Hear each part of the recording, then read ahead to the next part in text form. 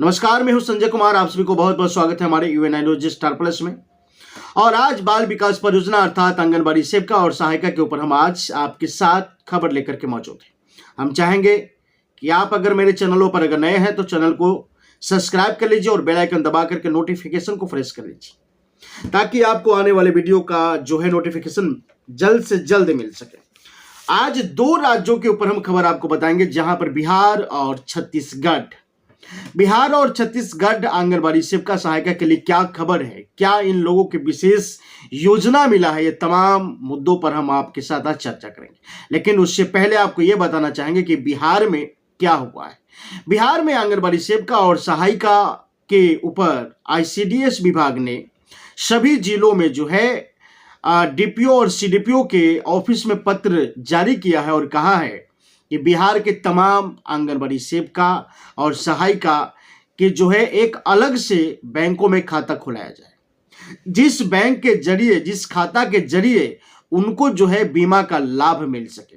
अब बीमा के लाभ में क्या है? बीमा के लाभ में हम आपको बताना चाहेंगे कि 5 लाख के बॉडी रिस्क कवर है। क्या आपको लगता है कि 5 लाख रुपये जब अधिक कोई किसी भी प्रकार की दुर्घटना अगर सेविका सहायिका के पास अगर घटती है तो उनको 5 लाख रुपये के अनुसार के तहत जो है उनको लाभ दिया जाएगा।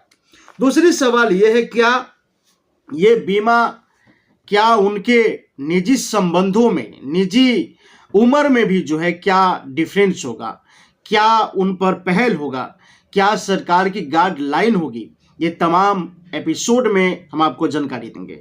लेकिन उससे पहले आपको ये समझना पड़ेगा कि आंगनबाड़ी सेविका और सहायिका की जो बीमा का जो लाभ है वो किस प्रकार से लाभ है। अगर क्या सेविका सहायिका की भविष्य में अगर खुदा न खास कोई घटना अगर घटित होती है या उनके साथ कोई अनहोनी घटना घटती है तो क्या सरकार इस पर क्या एक्शन लेगी, क्या बीमा जो कंपनी है वो किस प्रकार से इन्हें हेल्प करेगा? ये तमाम मुद्दों पर हम आपके साथ चर्चा करेंगे। लेकिन आपको एक बात और भी जानना पड़ेगा कि क्या बीमा में जो है सरकार क्या करेगी अगर सेविका सहायिका को अगर किसी भी प्रकार की दुर्घटना अगर नहीं घटती है तो क्या उम्र सीमा भी बीमा में दर्शाया जाएगा? क्या इतने सालों के बाद जब ये रिटायर हो जाएंगे उसके बाद किस प्रकार से काम करेगी इन बीमा कंपनी एक रिटायर्ड सर्विस के साथ, रिटायर कर्मचारी के साथ एक बीमा कंपनी जो है क्या करे? क्या जब तक आंगनबाड़ी सेविका सहायिका जॉब में है, सर्विस में है, तभी तक ये बीमा लाभ उनको मिलेगा या फिर उनको जो है लास्ट उम्र तक जो है उनको लाभ मिलेगा? ये तमाम सवालों पर आपका एक और भी सवाल हो सकता है, क्या सरकार उम्र के ढलते हुए या फिर उम्र के समय सीमा को देखते हुए क्या जो पॉलिसी है, बीमा पॉलिसी है, क्या वो आंगनबाड़ी सेविका सहायिका को मिल पाएगी? या फिर अगर घटना में किसी भी प्रकार की अगर सेविका सहायिका में से अगर किसी भी दोनों कर्मचारियों को अगर डेथ हो जाता है तो क्या इनके पॉलिसी जो हुआ है क्या उनका लाभ उनके बच्चों, उनके परिवारों को मिलेगा? ये आपके साथ मन में एक सवाल खड़ा होता होगा। लेकिन हम आपको ये बताना चाहेंगे कि ऐसा कुछ भी नहीं है। जब तक आंगनबाड़ी सेविका और सहायिका जॉब में है, जब तक उनका सर्विस बाकी है, जब तक वो रिटायर नहीं हुए हैं, तब तक जो है ये पॉलिसी की लाभ उन्हें मिल सकता है।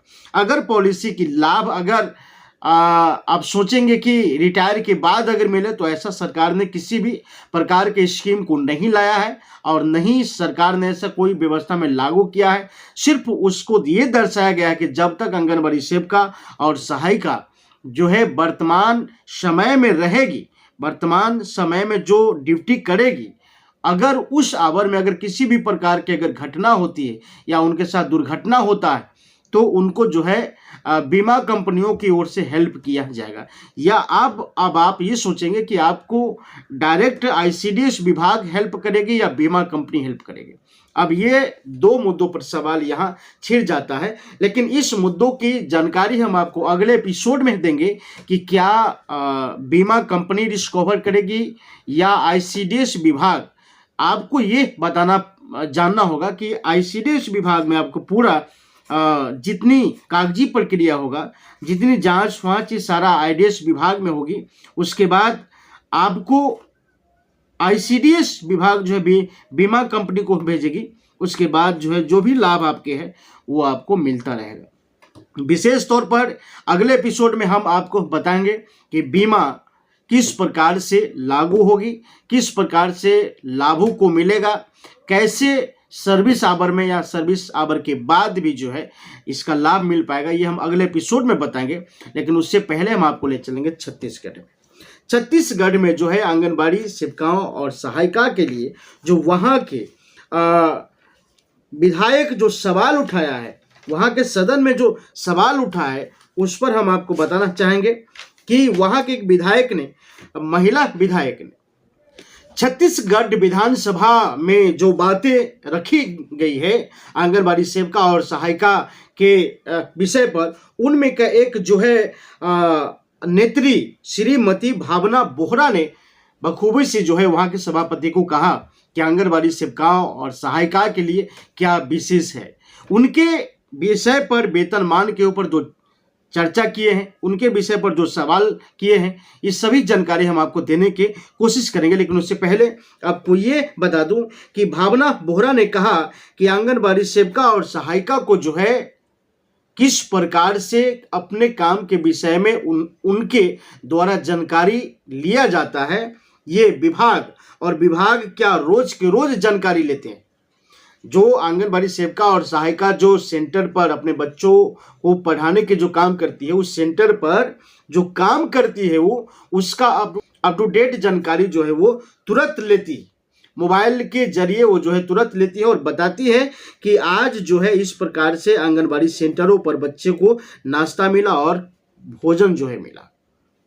इन तमाम पहलुओं पर जो है चर्चा हुआ। उसके बाद भावना बोहरा ने एक और बात जानकारी दी कि अगर किसी सेंटर पर अगर बच्चे कम हैं, जनसंख्या के हिसाब से अगर बच्चे कम हैं, तो वैसे सेंटर को क्या किया जाना चाहिए, इन तमाम विषय पर चर्चा हुआ। उसके बाद बोली कि अगर कोई सेविका और सहायिका, जहां पर सेविका की पोस्ट खाली है और जहां पर सहायिका की पोस्ट खाली है, वहाँ पर अगर कोई नए सिरे से अगर भर्ती होना चाहती है और वहाँ उस वार्ड में, उस जगहों पर अगर कोई 12वीं पास नहीं है, वह केवल 10वीं पास है, तो क्या उसके ऊपर कोई क्या विधिक व्यवस्था है, क्या उस पर कैसे वहाँ बहाल किया जाएगा, कैसे उन्हें उस व्यवस्था में लाया जाएगा, इन तमाम मुद्दों पर जो है उसने चर्चा किया।